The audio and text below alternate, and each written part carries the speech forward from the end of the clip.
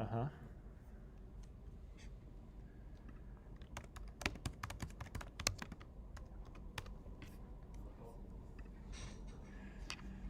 There's Andre, there's Sophie, good morning. Morning, Jim.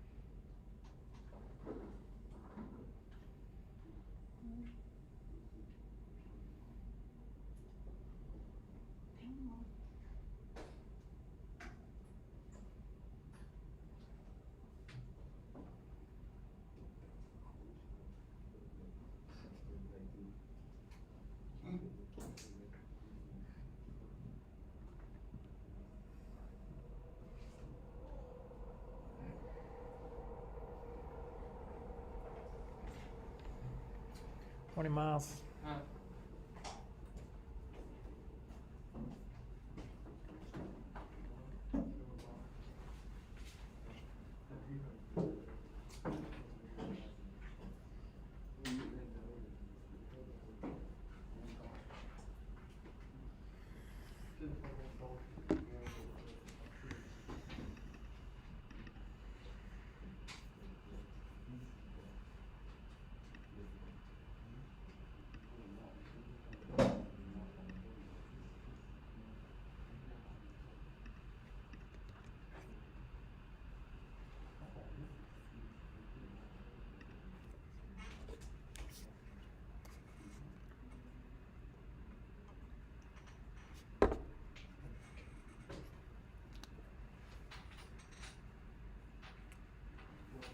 Alrighty, Rue, let's see.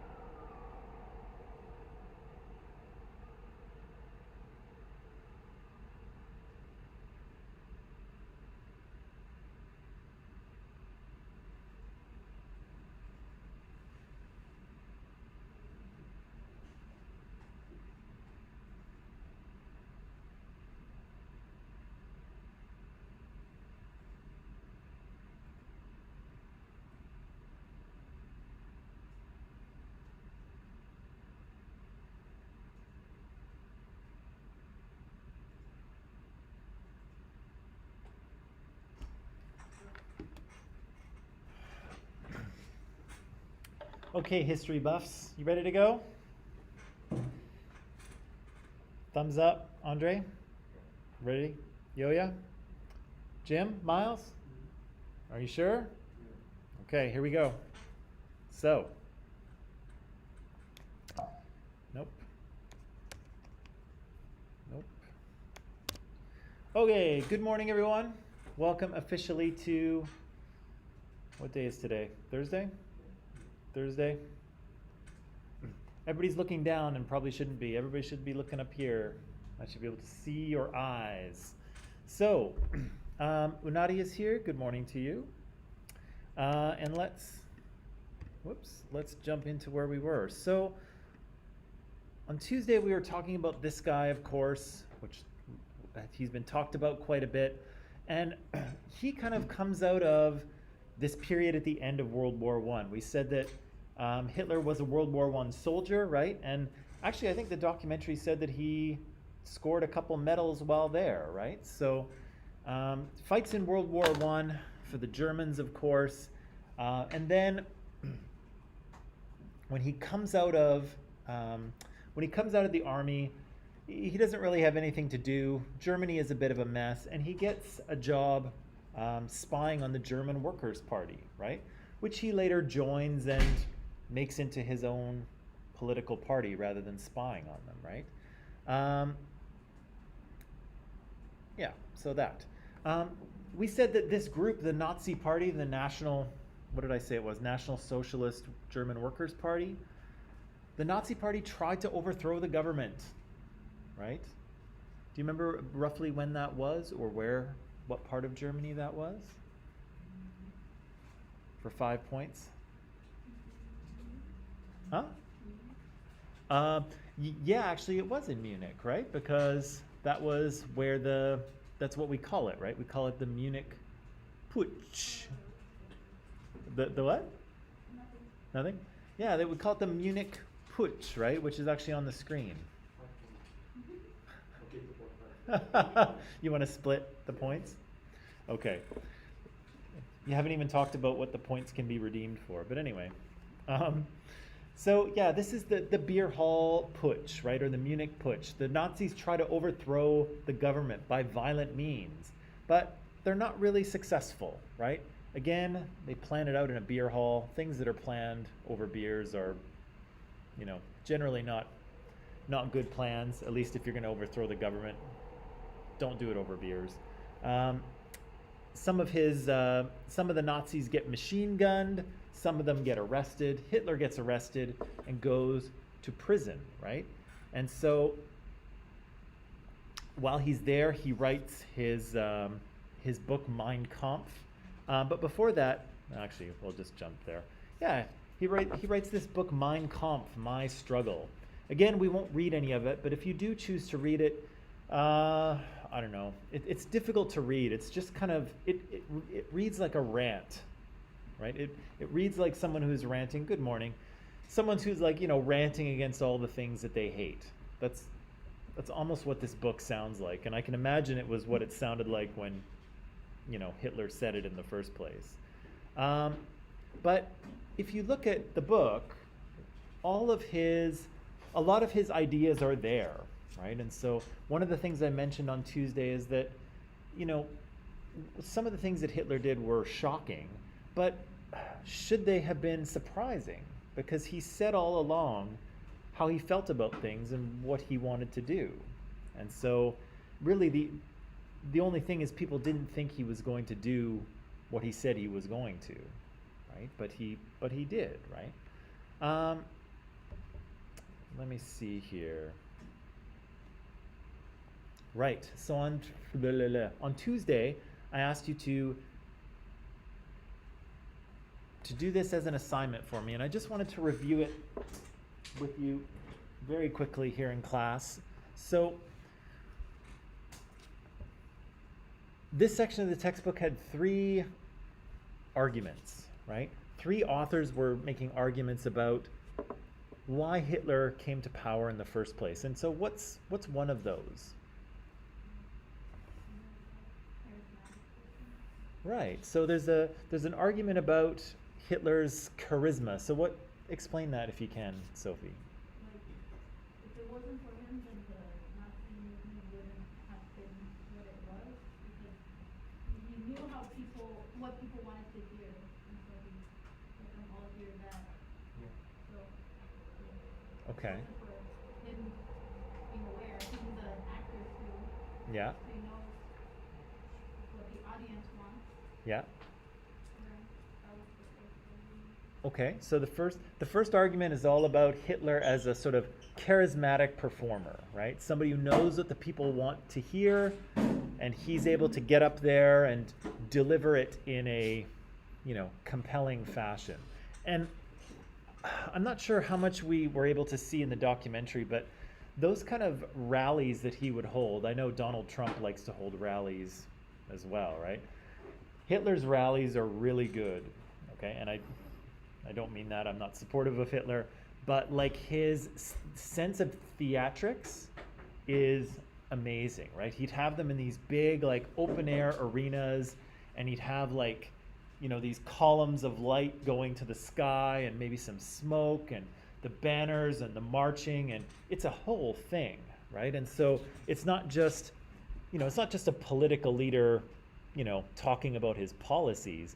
This is almost like a religious event, right? It kind of feels that way, right? It feels that way in the way, a religious event is very, there's a lot of pageantry, right? There's a lot of theatrics, there's smoke and lights and, big spaces and things like that. And Hitler kind of knew how to do that, right? So he was a powerful speaker, but then all of the stuff going on around him was very powerful as well, right? And you could feel it. Okay, so that was one argument. That's good, Sophie. What's the second argument? Why does Hitler come to power? Because of Hitler's energy and oratory that was dedicated to Say that one more time for me. Hitler's energy and oratory that attracted Germany's people. Okay. I think that's true. That's very true. I think that might be part of the first argument, his oratory, right? His speech making, right? The way he spoke, right? That sort of puts, that's kind of an individualism thing, right? Where Hitler comes to power because of Hitler, right? Because of him, right? It's all about him, right? His speaking, his theatrics, his knowing what the people want to hear, all of that, he comes to power because of him, right? So that's part of that. That's part of that argument for sure. But the second one is that there's another thing responsible for him coming to power. What's the second one? Second argument. People's willingness, Say again? the people's willingness to follow them. Okay. Yeah, he promised the people to have a better religion. Right. Yeah. So he'd promised people a new life, right? And so and the German people wanted that, right? They were, they felt they had been screwed over by the Treaty of Versailles. They had been screwed over by their leaders. Germany was in a pretty intense depression, and yeah, they just wanted things to return to, they wanted to go to a better time, right? And so, yeah, the people wanted what he was selling, right? The people wanted that. I looked at his part of what he was saying, they loved it because that's what they needed to do. Yeah. Yeah. Yeah, that's exactly what they wanted to hear, right? Someone who would stand up to the other countries in Europe, someone who would make Germany great again. I'm sorry to keep saying that. Actually, I'm not sorry to keep saying it, but that's what the people wanted, right? And he was selling that, right? So I almost think that's the third argument, right? That's the grassroots argument, right? Do you know what grassroots means? What's that? The grass on the ground? Not like, smoking marijuana grass, but yeah. Like, so when something is described as a grassroots movement, it means like the grass, it comes from the ground, right? So it's not a movement that comes from the top. It's, the people want it, right? And then it grows in power from the bottom, and then it works its way all the way up to the top into government, right? So that's a grassroots thing.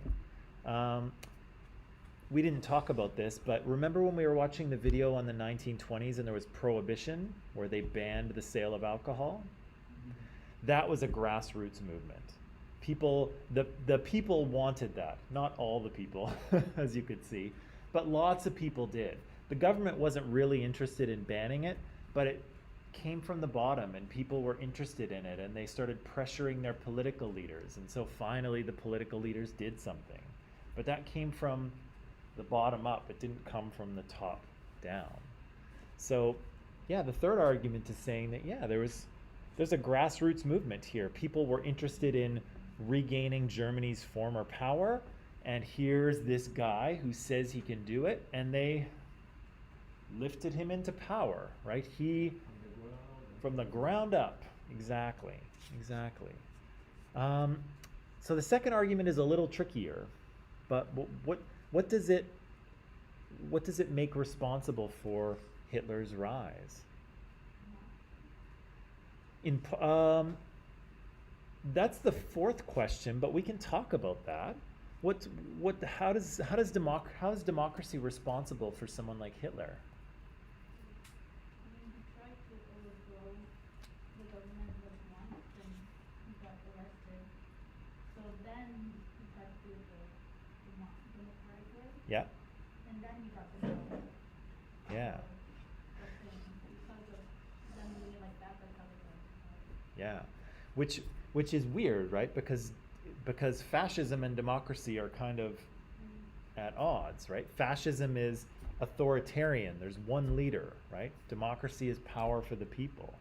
But this is the fourth question, but would the Nazis have appeared in any other type of political organization?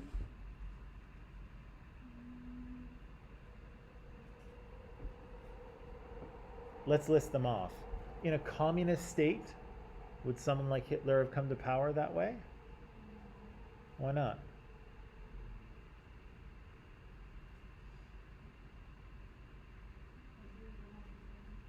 What's that? The ideas are not the same. If he was a communist state, I don't think they would have let him do anything rather than being chancellor or something.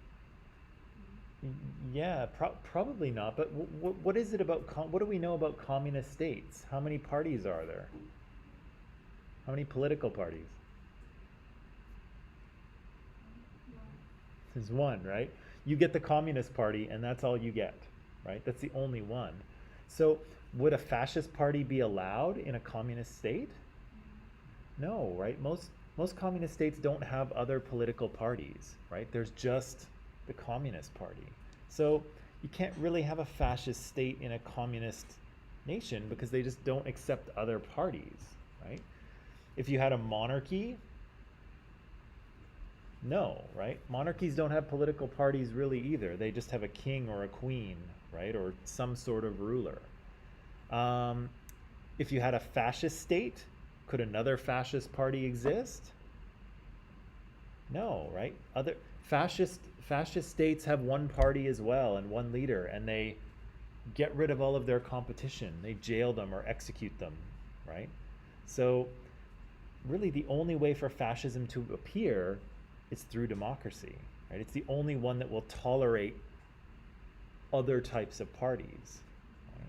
Which is interesting because you don't think of fascism as a democratic thing, and it's not.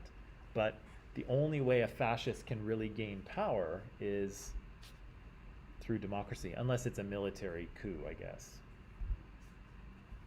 Okay, so the second argument had to do with how the government was being run at the time, I think.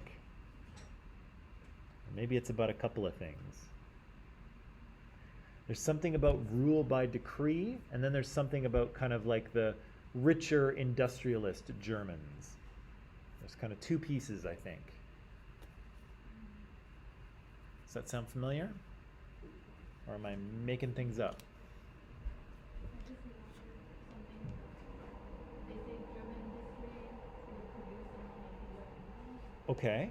Because like the countries in military oriented. Yeah. So they did say something like that. They said that a country like Germany was bound to produce someone like Hitler, right? That the Germans had a long militaristic history, right? And they looked at the Chancellor, I think Chancellor von Bismarck. They looked at Bismarck no, Hindenburg, sorry, von Hindenburg. They looked at Hindenburg as more of a military leader than a government one, right? So it's interesting, even though the Germans had a democracy, really what they wanted was a military leader, right? That's kind of who they were. That was the kind of leader they wanted, right? And this sort of wishy-washy Weimar democratic thing, they weren't into that, right? They want a strong military leader. That's what they had in the Kaiser, right? When the Kaiser abdicated at the end of World War II, he was their military leader, right? And that's kind of who the Germans still wanted. They still wanted someone like that. And so von Hindenburg was kind of looked at as a military leader. So they wanted a single, strong kind of leader. That's who they wanted. What else comes up in that second argument?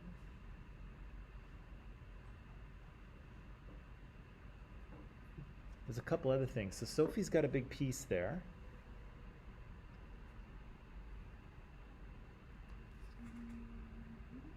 No? Am I imagining things, or? It's the first question, right? Yes. Second argument, first question.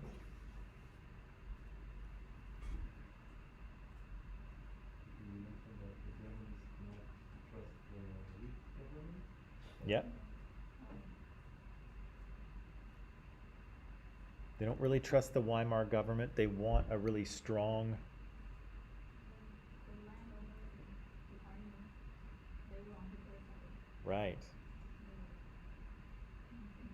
richer people, They were what? landowners, the richer, army has power, and they moved on Hitler's side, and that made them have more power. Sure. So what do you think the army got out of? What do you think they got from Hitler that they wanted? More power? How did Hitler give them more power? Just gave more confidence to them because it was a good public speaker. Yeah. Kind of convincing the strong. Yeah. And what did he do in violation of the Treaty of Versailles with the military?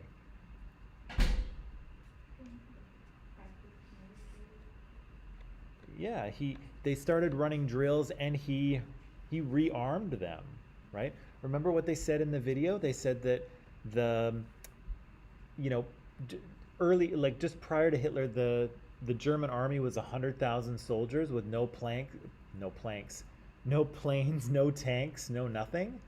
And then 4 or 5 years later, the German army is 4 million men with all kinds of planes and tanks and U-boats and things like that, right? Wouldn't that be great if you were the head of the military? Yeah, you've been rearmed, you've been reactivated, right? Awesome. Also, he promised not to, he promised to leave alone the rich people, right? The rich people like to pay low taxes, right? And so Hitler probably promised them, okay, I'll leave you guys alone and you can make your money, right? So he's got the rich people behind him. He's got the military behind him. The Germans kind of want a strong military leader. And there might be just one more piece of this having to do with emergency decrees. Did anyone see that come up? I'm not sure if it was in that purple section or if it's another section of the text, but let me know if it's not there and I'll explain it. But if it is there, I'd like to hear you explain it.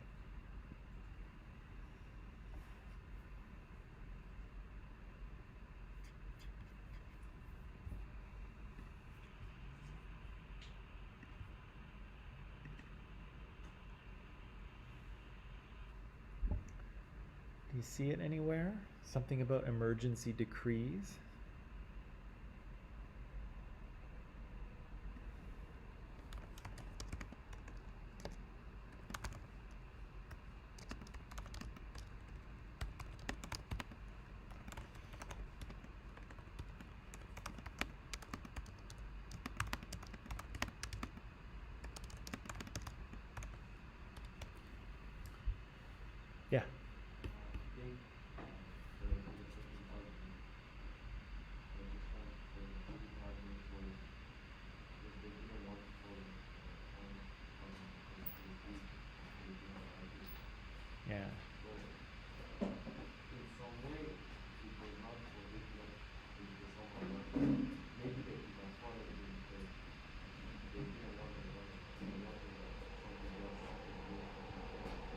Yeah, it was almost like a rejection of democracy, right?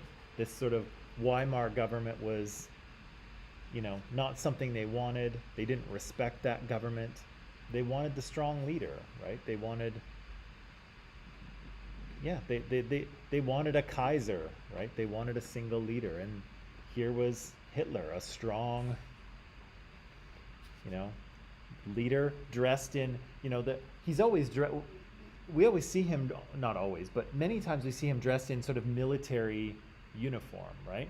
We saw a few pictures or some footage of him, in like, a sort of a jacket and pants and a hat, right, in his private time.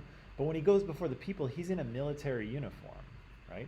And that's probably not a mistake either, right? Because again, if the Germans want a military leader, dress like one, right? It's probably no accident that he's dressed like that. Again, he's really good at branding, right? Really good at manipulation. If the people want a military leader, that's what he's going to look like, right? And he was in the German army, so he's got a little bit of legitimacy there too. The emergency decree thing is during that period with that Weimar government, there were a lot of things happening where the government wasn't working very well. So lots of votes didn't pass. And what they were doing is when votes didn't pass, when the assembly couldn't agree on anything, the chancellor would rule by decree, right? So if the assembly can't agree or come to a decision, the chancellor says, okay, we're going to stop this, and this is what we're doing, right? Because sometimes you just need to make a decision, right?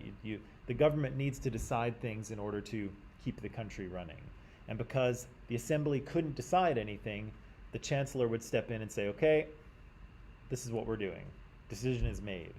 But the assembly was so often stuck and not able to decide, the chancellor kept making decisions, right? And so you basically had one man making the decisions anyway, right? There was kind of a precedent for this happening. And so when Hitler stepped in and started making decisions on his own, it wasn't that big of a change because the democracy thing wasn't really working for them, right? So it wasn't such a big jump from, voting and doing democracy to a single man telling everybody what to do, because that wasn't really where they were, right? So there's kind of three arguments, right? One is about him. He's a charismatic individual, a great speaker, and he knows what people want to hear. Then there's the grassroots thing where people wanted, they liked what he was selling and they raised him into power. And then this third one where, the environment was right? There was a lot of ruling by decree. There was the support of the military and industrialists.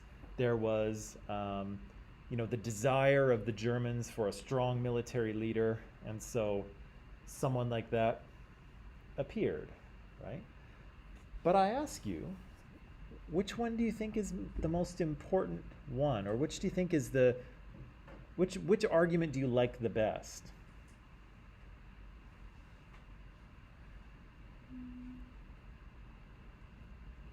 What do you think is more significant in terms of Hitler coming to power?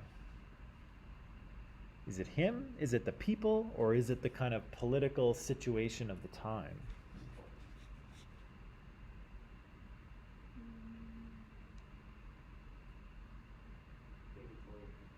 What's that? It's definitely part of all of them, right? None of these arguments are wrong. It's just a question of what's more important, do you think? Said he promised justified people to find Petalite and Lutheran and the Nazis was they were attracted to unemployed and the young people because they had no work and they had nothing to do, so he promised to them. I think all the political people play on the sensitive point, so Right. I think this one is Y- not the best one, but y- with this one he could win to take the public voices. Okay. So, yeah. Okay. So Mahmoud, you're saying that basically the people wanted this, right? The people wanted it. He was telling the people he was trying to sell them what they wanted to buy, and they voted him in, right? And voted in a lot of party members as well, right? Yeah, and it's true. He never would have come to power in that way had the Nazis had not, if they weren't popular, right? The only reason that he gets made Chancellor of Germany is because the Nazis are so popular, and the government is hoping that, okay, well, if we put this guy in a prominent position, his support will kind of come over for the government itself, right? His support will kind of prop us up a little bit.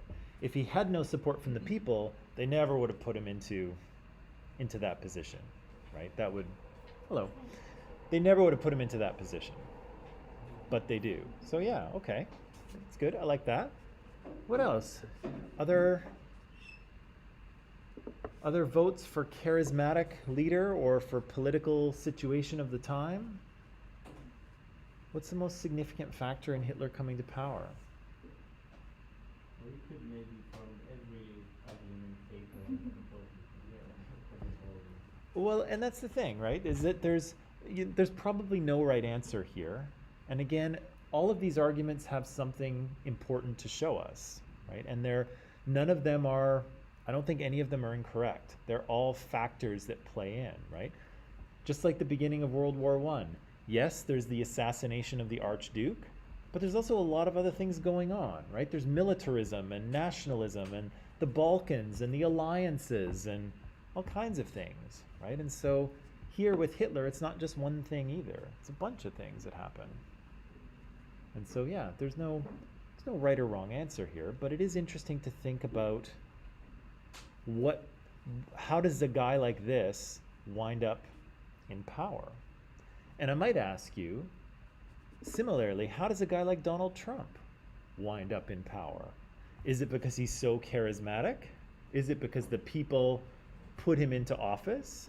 Is it the sort of political situation of the time? they vote for him. Not all of it, but he won the most votes. Yeah. I think the political situation is fine. You- It's fine. Okay. Nothing wrong. But then there was also kind of a bit speaking. But he started to take it like a business. It wasn't a business for the country. It's true. It's some kind of business that it's not. Government is not a business, right? Yeah. And shouldn't be. But yeah, so Oh, and I think also there's sort of a stereotype yeah, that his only real competition was Hillary Clinton.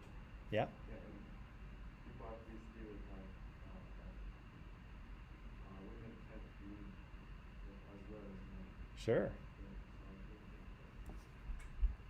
Yeah, so I think Yeah. So there could be a few things, right? There's a grassroots element to this argument, right? Certainly millions and millions of people voted for Trump. I can't explain that, but they did, right? So there's that. I guess he's a charismatic speaker. I mean, people show up to his rallies to listen to him speak. Again, I don't know why, but I mean, but they do. So he seems to be connecting with his audience.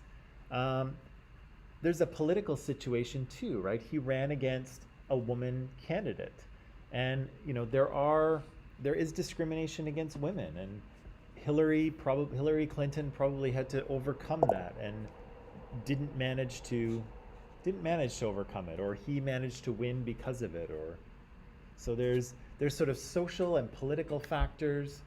There's who he is, but there's also kind of what the people want, and Trump will tell anyone what they want to hear. Advantage from the situation also because Hillary was against him and she's a woman and Hillary is a good speaker, so he was like playing a game on the sensitive. Yeah. So, And he doesn't play by the rules either, right? And so I think coming back to what I said, political situation. yeah, I think the people had no choice because there was no one else better than him at that time. So it was the best place at that time. well, it's certainly not much of a choice, right? Like your options for president are two, Doesn't sound like that's not a huge choice, right? That's not a huge choice. So, yeah, some people might have felt that he was the best candidate. Some people might have felt that they just didn't really have another good option, right? Again, it's interesting to think about these things. And again, I'm not trying to compare Hitler to Trump in any sort of obvious way, but here's someone very non-typical who came into power, and it's worth asking how that happens, right? And it would be definitely worth doing so for other political leaders as well, right? People like Xi Jinping, people like Vladimir Putin, people like Kim Jong-il, people like Assad, right? Bashir Assad. Bashir Assad, right? It'd be worth asking how he comes to power, although some of us probably know. Yeah, it's worth asking these questions and analyzing how people get into power. There was one more question that I think I asked you. Can you remind me what it was? The last one? Oh no, I guess we covered it, right? Because I asked you the democracy question, your opinion, and then what the three arguments were, right? Okay, cool. Let me see. So I'll just throw this in here. I didn't ask you this in the homework assignment, but it was part of that reading here. Why did the checks on the establishment of a dictatorship fail? What's a check in this context? It's not like something you write and pay with. What's a check? It's a check on power, but what does that mean?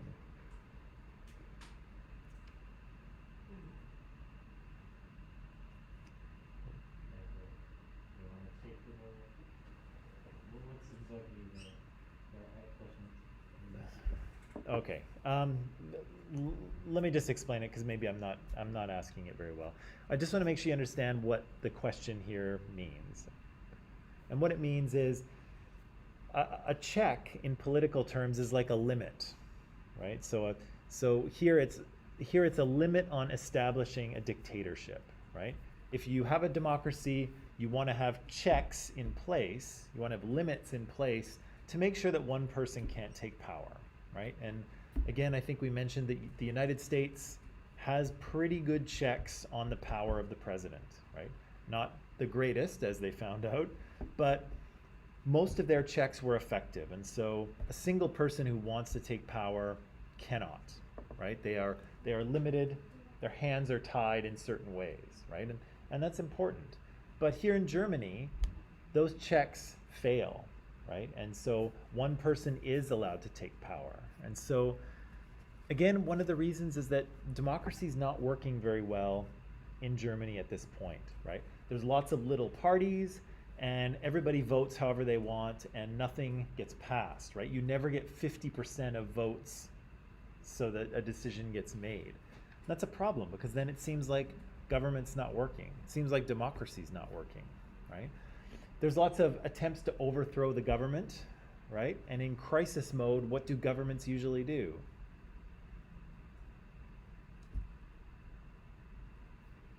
Well, maybe this isn't a fair question, but in a crisis mode, governments usually clamp down, right?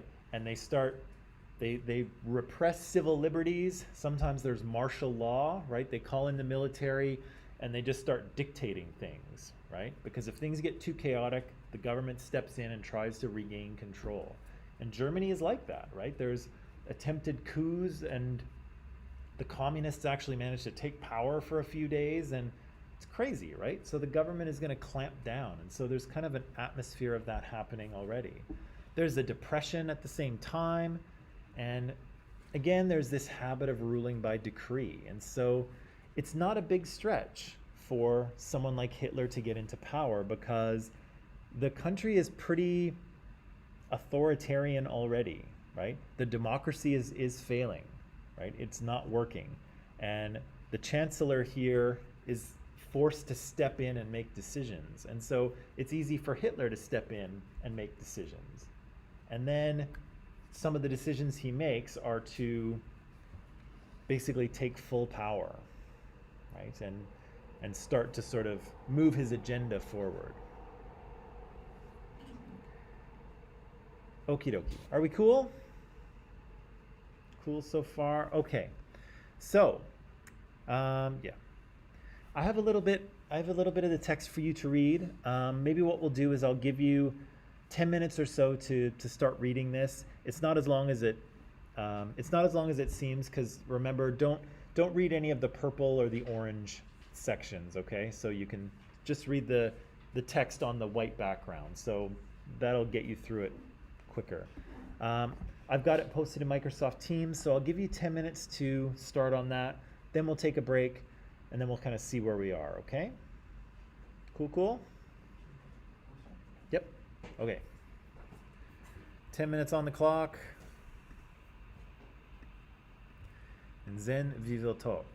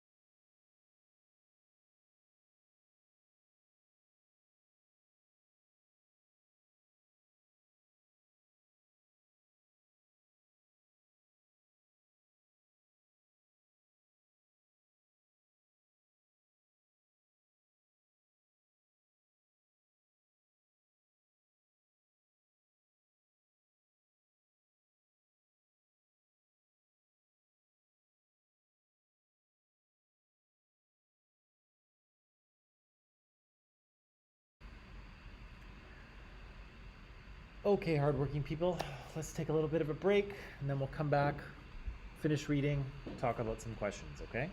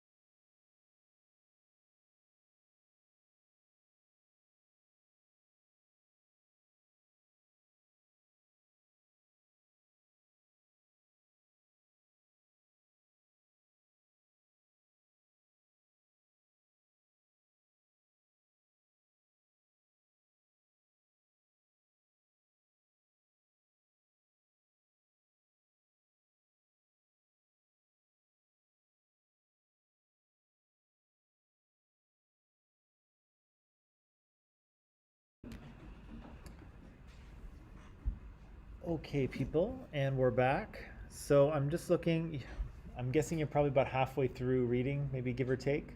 So I'm going to put another 10 minutes on the clock so you can read, and then, of course, we will discuss.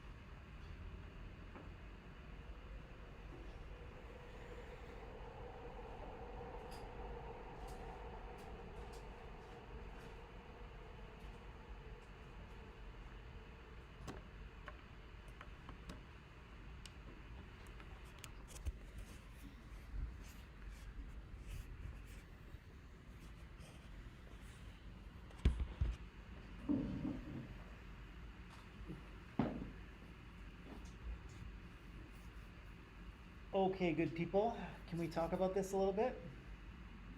Did you manage to finish, or how far? Yeah, good? Maybe part way, almost? A little bit? Okay.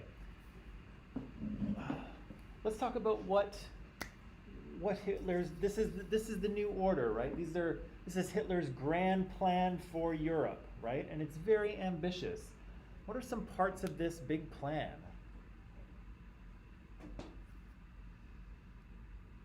What are some parts of this big plan? There's social pieces, there's economic ones, there's political ones, there's all kinds of stuff. Germany, the heart of Europe. Yeah, and in what way?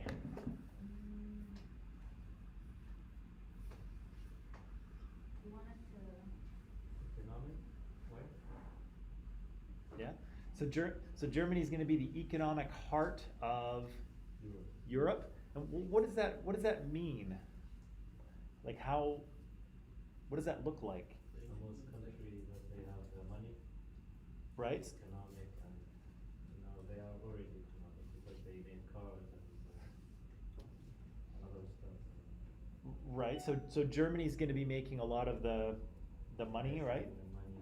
Yeah, the financial control will be in Germany. Yeah, what else? I heard a voice. I don't know whose it was, Daniel or Miles. No? It was a weird echo? Is that what it was? Okay, no echo. But anyway, okay, what else? Living space for people. Right, what's the fancy German word they use for that? Living. Lebensraum, right? So, yeah, that's living space. And so Germany needs space for all of its people. And so, where's he going to get this space? Where's it? Invade all the countries. What's that? Don't invade all the countries. Like whom? Poland, Czechoslovakia, Austria. Czechoslovakia, Austria. Maybe a bit of the Soviet Union as well, right? So there's, all these people are going to have their lands taken to them, right? Those things are going to belong to Germany. They're going to belong to the Reich, right? To the German Empire. What's going to happen to all those people that live in those countries, though? What was that? Yeah, right? Hitler's going to somehow get rid of them, right? Which kind of brings us to the social part of this, because he has some ideas about how society in this new Germany will be structured too. And what's his plan there? German people to be pure. Yeah. Yeah, so ideas about the purity of the German race, right? Spoiler alert, there's no such thing as a German race or any human race, but we'll talk about that in social justice. What else does he say about sort of the order of society? He took not only the Jewish, he took all the Iraqis and like he took them all and put them like in a ghettos, like the Jewish. Yeah. And he turned he pushed them away. Yeah. That's for sure. Yeah, there's certain people that really have no place in this new German Reich, right? And The human rights and everything that they. yeah, basically, if you're not German, you are going to be stripped of your citizenship, your rights.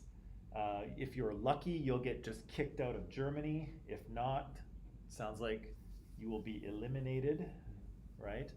If you're someone who looks like me, well, maybe you might be able to live in Germany, but you won't be a citizen. You won't really have any rights. You'll be allowed to work and make some money, but not being a pure German, or any part German, to be honest, yeah, I wouldn't have any rights, right? And my kids probably wouldn't get a good education, because non-Germans, what kind of education are they going to get? What did it say?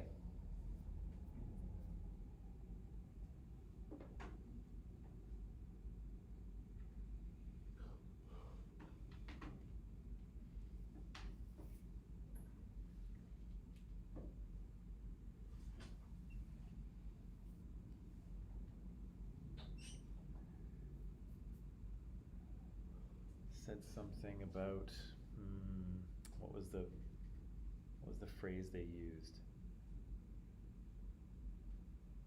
They'd be given only a basic education. You see that? Oh. Yeah, so they can obey orders. Right. So you will get just enough schooling if you're a non-German, and if you're, if you look close enough to a German, like maybe I do, I don't know, then yeah, you'll get an education that is just good enough to read and write, right? So you can follow orders given by the Germans. Other than that, that's all you're getting, right? And again, and that's if you're lucky, like if you're kind of a Northern European type, right? If you're from South Europe, or if you're from Poland or from the Soviet Union, there is really no place for you in this order, right? And you're going to be kicked out if you're lucky, or you're going to be eliminated, right? Pretty brutal, hey? What else? Anything else in this new order?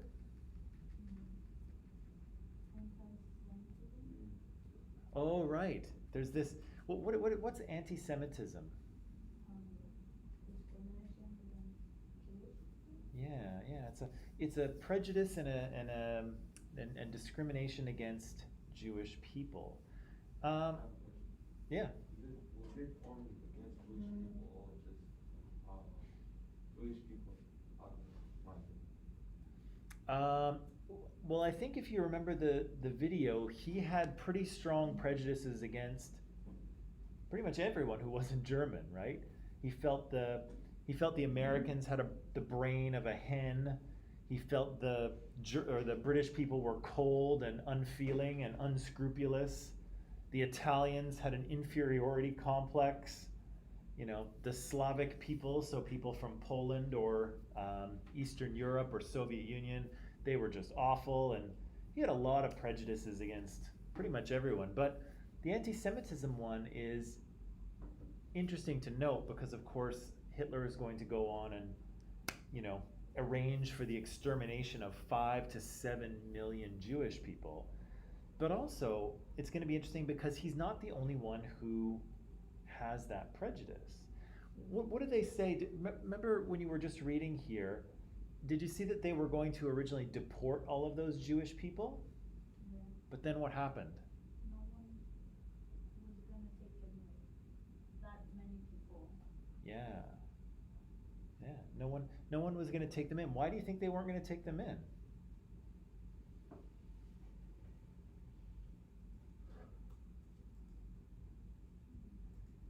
Anti-Semitism, hint, hint.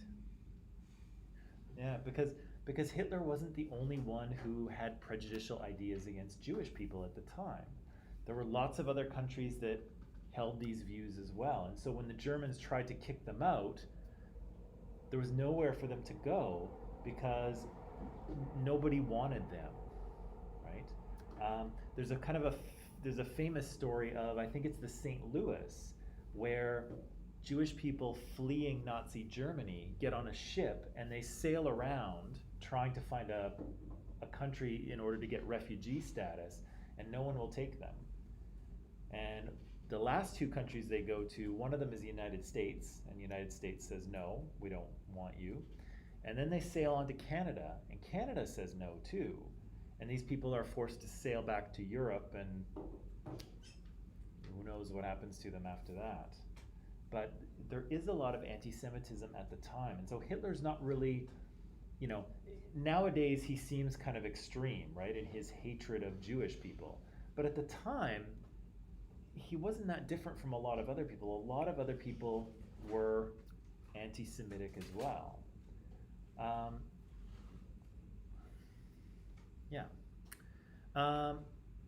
And actually, if you're interested in this, I don't know, but my partner she's half Jewish, and her family fled Germany around this time, and one of the only places they could find to go was Bolivia, and so in South America. And so her family is actually from Peru, or part of her family is from Peru. Part of her family is Jewish from Germany, but the only place they could find the only safe place they could find that would take them in were South American countries. And so they wound up there. But yeah, at the time, again, Hitler is not the only anti-Semitic person around. It's a popular prejudice at the time.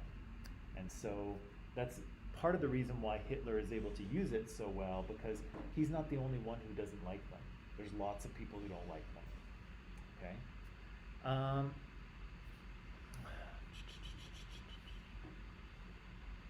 I think number two is fairly self-explanatory, right? How would it affect people? Well, if you were a pure German person, things were going to look okay for you, right? If you were, if you at least looked German but weren't, you could probably make a living.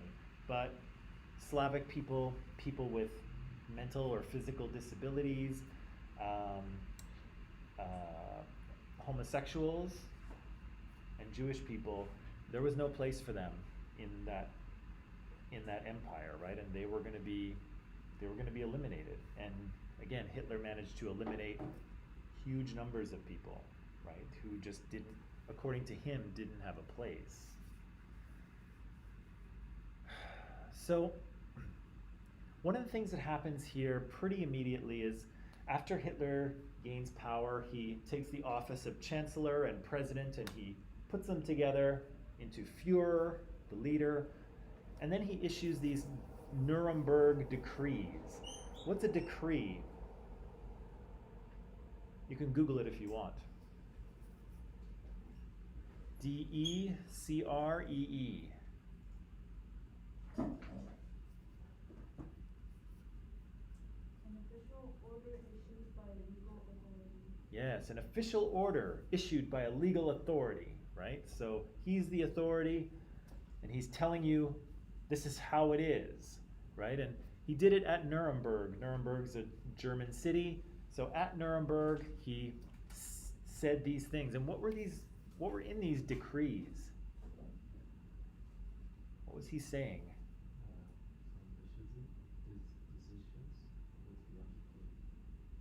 Yeah. Well, more than that, he had made them, and in saying them, he was saying that these are now law, right? He had decided on things. What kind of things had he decided?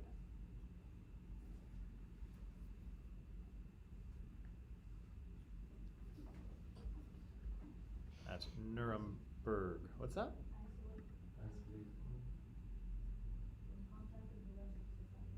Yeah, so he was isolating Jewish people. Does it explain how? Put them in ghettos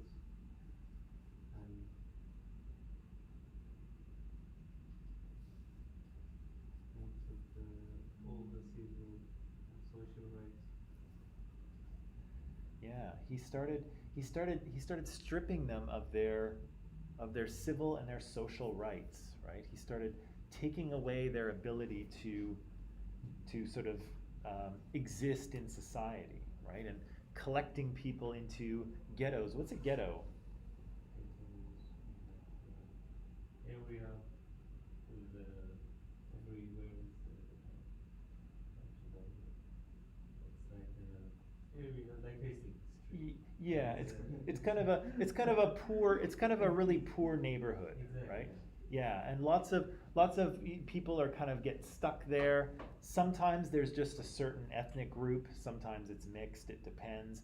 Here it would have been all Jewish people just living in kind of a closed, very poor neighborhood, right? And again, they're going to lose a lot of their wealth, right? The Nazis are going to prevent them from getting jobs, from getting business licenses.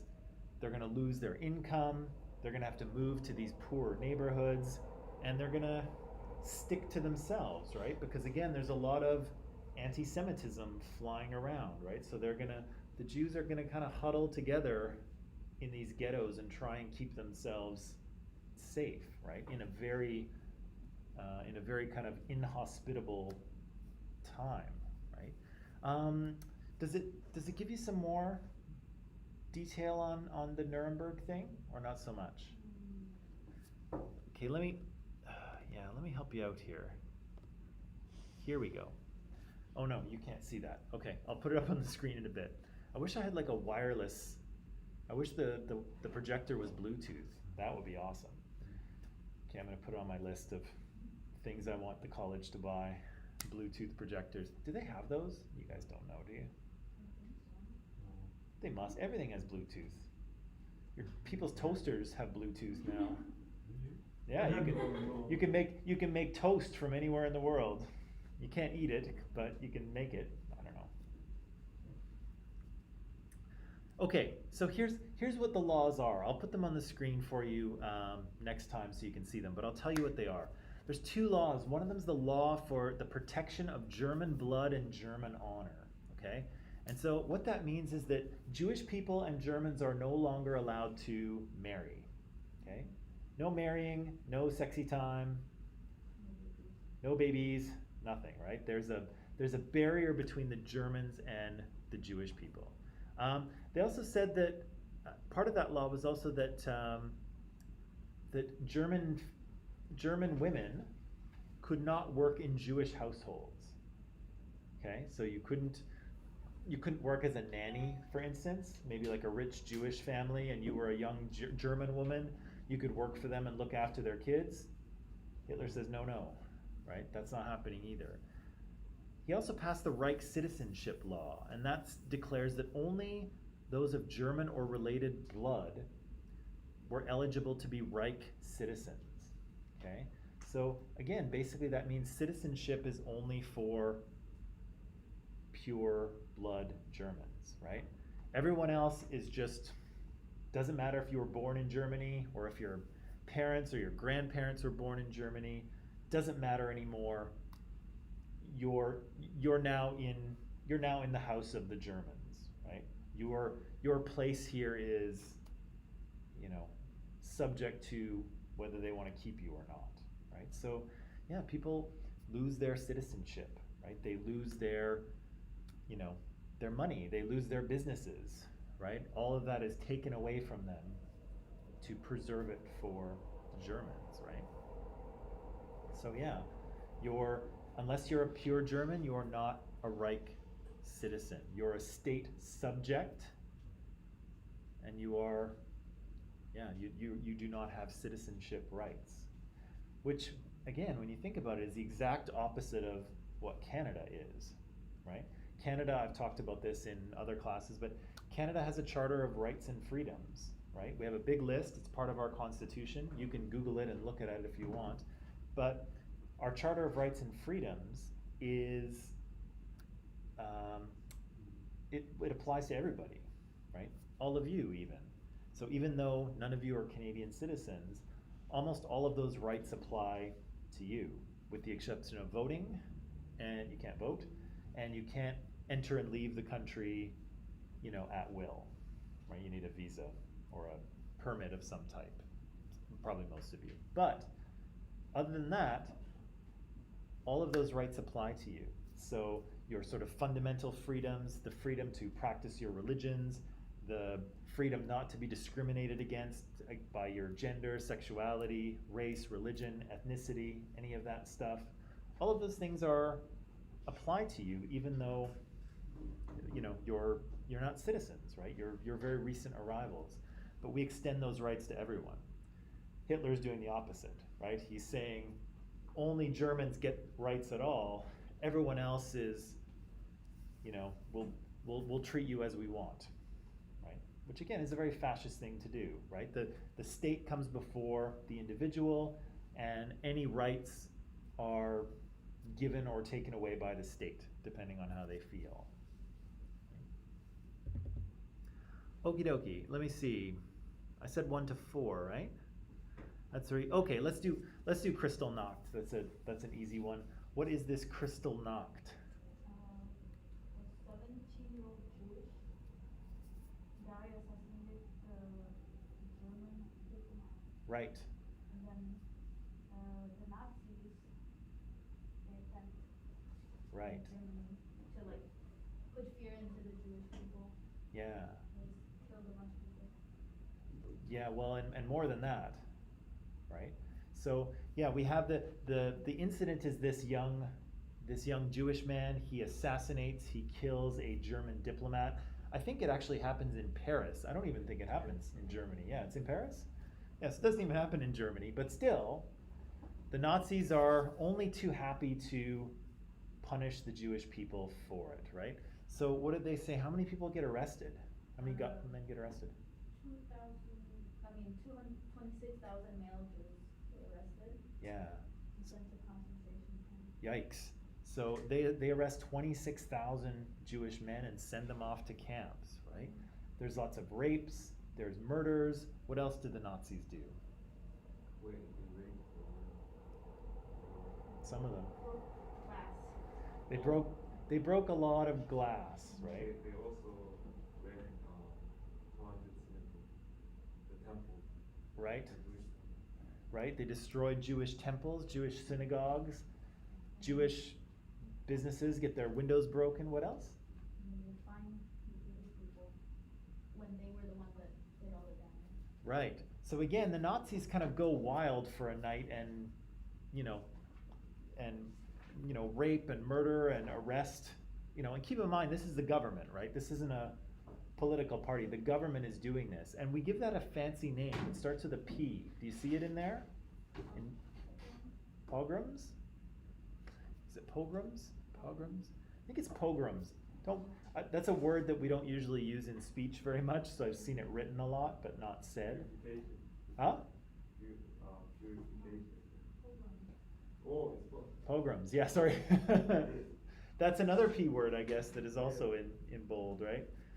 Yeah, so this is so pogroms are the state targeting a minority group and terrorizing them, right? So it's not a political party, it's not some sort of fringe group, it's the actual government that's doing it, right? And the government, targets Jewish people for a night of violence and vandalism, arrests a bunch of them, and then fines them for all of the damage, right, that the Nazis did in the first place. And they fine them a lot. What is it, 1 billion marks? Wow, that's 1 billion marks in like 1935. Can you imagine how much money that is now? Huge, right? So that basically strips the Jews of any wealth that they have, right? And so think about it now. They have no rights as citizens. They're being discriminated against all over the place. They've been stripped of their money. They've been huddled into ghettos. They're not allowed to use public services at this point. So no schools, no hospitals. They can't even take the bus, public service, right? So you can see how he's kind of disconnecting them from society, right? If you imagine them kind of like they're like in a web, they're attached to all these things in society. Hitler's just chopping all of them off, right? No citizenship, no access to public services.